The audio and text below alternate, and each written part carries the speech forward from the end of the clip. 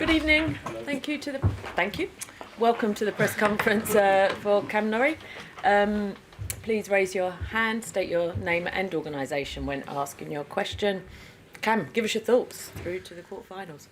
Obviously, a great day. You know, it's especially a huge match for me and for him as well. And to play the way I did and to handle the occasion was, felt really comfortable with where I was hitting the ball this morning, and definitely more comfortable than my other matches. So it was good to get through that one in the fashion that I did, and was up the whole match, which definitely helped. Hi Cameron, Andy Dillon from the Sun newspaper. Just a couple from me. The first one, a lot's been made, I heard on court, about the fact that you're the last Brit standing, so you're, no pressure, but you're carrying the entire hopes of around 65 million people right at this moment in time. I just wonder, how do you feel about going forward into the tournament, with that responsibility on your shoulders? Yeah, I mean, I'll take it. At the beginning of the tournament, you guys were asking me, it's your British number one, and you got a lot of pressure, a lot of expectations on your shoulders, and for me to play the way that I did in all my matches so far means a lot. And unfortunately, I'm the last one standing, but I think it's even more reason for everyone to get behind me, and even the atmosphere was great today, and definitely helped me get over the line there, especially in that last game. I was pretty nervous, obviously serving for my first quarterfinal of a slam, and I wanted to get it done there, so they definitely helped me a lot. And you're kind of carrying on, you're picking up the baton, if you like, from Andy Murray. Everybody's looking for a successor to Andy Murray. How do you feel about taking that mantle on? Yeah, I think Andy's still around, so. I didn't mean that in that sense, but someone sort of for the next 10 years or so. Yeah, for sure. I think I'm feeling comfortable doing that, and really enjoying playing at this level first of all, and if I can help any of the younger guys. There's a big group of guys coming through with a lot of talent and a lot of chances to make inside the top 100. If I can be that guy to lead them on, and to be to show that they can do it. I went to college, and I can show them a good path if you can stay professional and make good decisions. Managed to make the quarters of a slam doing that, so I was really pleased with myself, and nice to tick another box.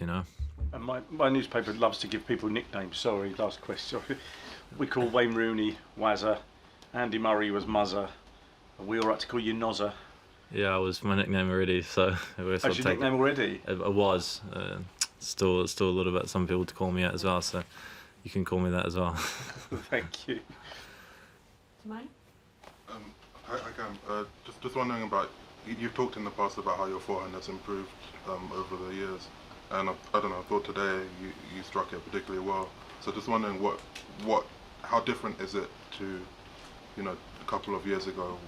What has changed, and particularly, I guess, in the big moments?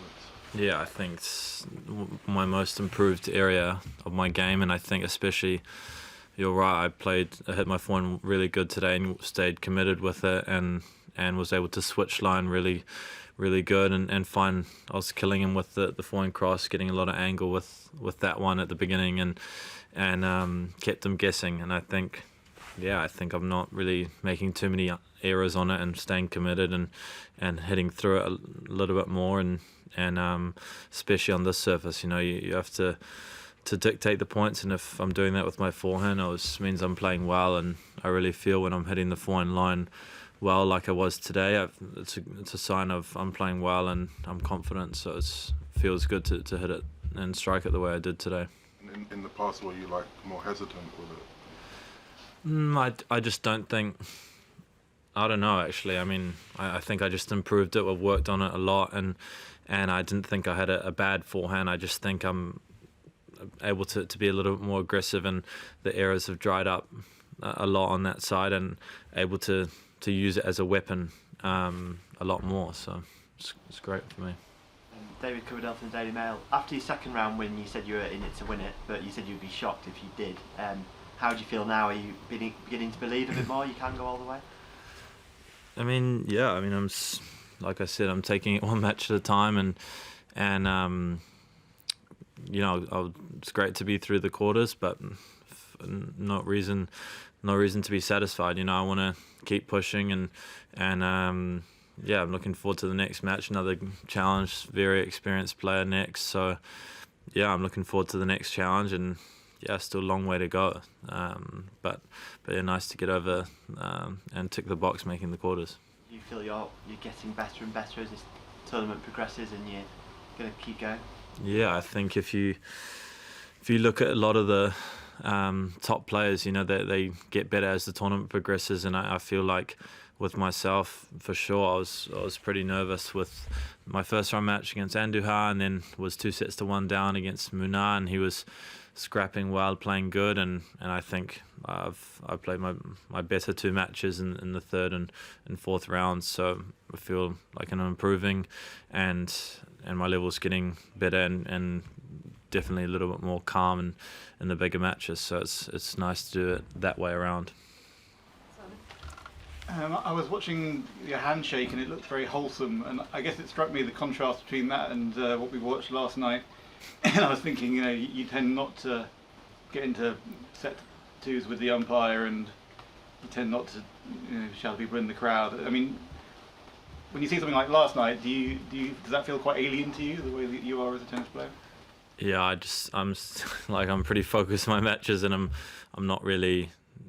Yeah, I'm trying to just play point by point, and take care of what I can do. If there's a certain situation, try to brush it off and then get ready for the next point. But I did watch that match last night. It was pretty entertaining. It was a good level, and the last tiebreak was great to see, and it was I felt it was great level and good viewing. It was I think a lot of people would say they enjoyed that match, and yeah, it was difficult. You know, Tommy's one of my best friends on the tour, and I practice with him a lot, and obviously huge match for both of us today. So we both had to put that aside, and I managed to execute a little bit better than him, and was nice to be leading the whole time and have a 2 sets to love cushion and break early in each of the sets.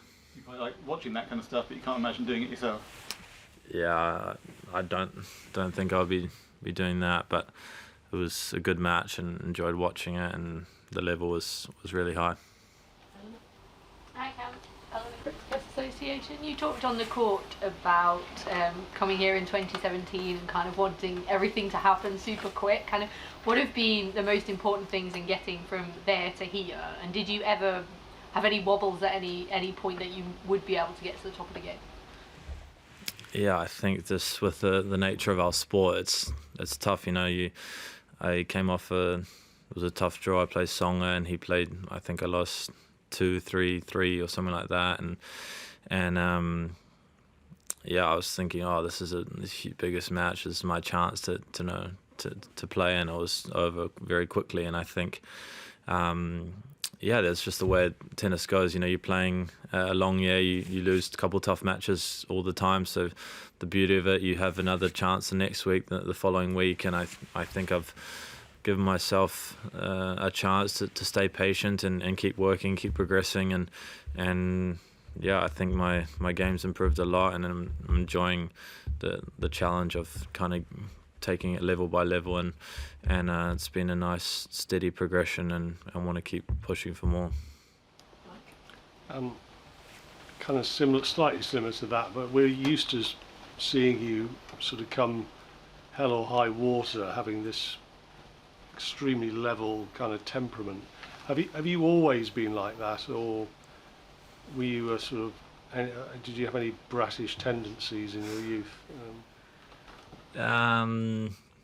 Yeah, I think I went through a stage when I was in juniors. I was not the best mentally, and I think everyone tanks matches here and there, and yeah, I think was for me going to college and maturing a little bit there and playing a lot of matches, and I think I think I look pretty focused and pretty composed on the court, and I'm trying to do that as much as I can and try to be myself out there and just try to play to win and compete as hard as I can and take care of what I can do, and yeah, I think I definitely had my moments.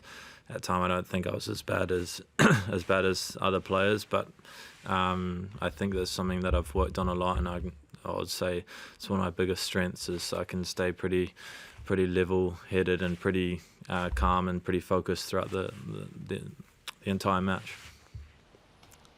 Spencer Vignes, the Western Mail. You mentioned about going to college. What was it about the experience of going to America that really worked for you? How did it turn you around and direct you towards what you've done in the last couple of years? Yeah, I think, like I said, I matured a lot, and I was pretty lucky and pretty fortunate to have good people, players and coaches around me gave me a good positive basically to kick me into gear. You know, I didn't really know what I was doing too much, and I wasn't mature enough to go play on the futures at 18, 19 years old, and was able to live a little bit more normal life. You know, you can enjoy the weekends with your friends, you're practicing with your friends and competing with them and playing matches with them was a lot of fun, and I was able to kind of just live a normal life and work on my tennis, and gave me a lot of momentum getting into the challenges, and I got through that pretty quickly. So it was a lot of fun for me, and I was able to do normal stuff and live a more normal life before kind of all this and all the tennis life, which I love now, and I'm glad that I got all that out the system, you know, and to get to enjoy that. But now I feel like I didn't miss out on that, and I can give everything to tennis, and I'm enjoying this chapter as well. So is it a route you'd maybe recommend other Brits to go down, to go that way if the opportunity comes? Yeah, I think you're seeing it more and more, and one of the top ones, Pennington Jones just committed to TCU where I went as well. So it's great to see it. Other players following in my footsteps, Alistair Gray as well, who played here, won around here. So I think you can't lose anything. You know, you're going there, you're going to get a good scholarship. You get to enjoy it, work on your tennis and get education, and then you got the tour there waiting for you, and you're not really spending too much money and on the tour and taking a lot of mental scarring from losing a lot of matches. So I would say it's a lot of fun, and you're not losing anything by doing it.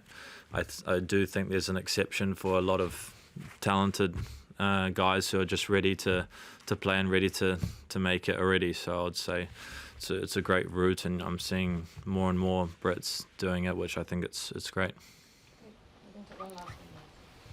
David from the Times. Congratulations, Nozza. You're born in Joburg. You grew up in New Zealand, college in America. How English or British do you feel? Because you've now got the weight of a nation on your shoulders. Yeah, it's pretty interesting. My background, obviously, from various places, but I'm living here, basing here, and I feel good coming back here and practicing with the younger Brits, and yeah, I think ever since college I've been living here, so yeah, I'm enjoying it, and yeah, it's pretty similar to the people and the sports and everything. I love rugby, the cricket, and so I'm feeling pretty at home, and it's been great to follow all the sports here, and it's been good. So we're just going to take one more quick one. Oh, thanks. Yeah, I just wanted to ask you about your next match, Cam, playing David Goffin. Obviously, somebody who's used to playing in the latter stages of tournaments, but maybe not as recently as other players.